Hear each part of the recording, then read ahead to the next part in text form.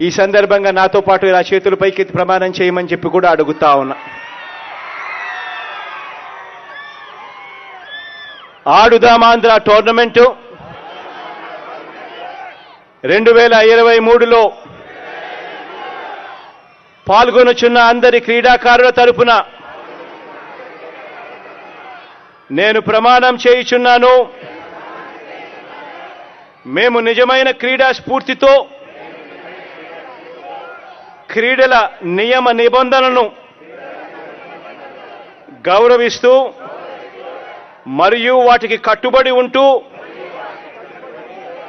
ఆడుదాం ఆంధ్ర టోర్నమెంట్లో పాల్గొంటామని ప్రమాణం చేస్తున్నాను. మనందరితో ప్రమాణం చేయించినటువంటి రాష్ట్ర ముఖ్యమంత్రి వర్యులకు హృదయపూర్వక ధన్యవాదాలు. అలాగే ఇప్పుడు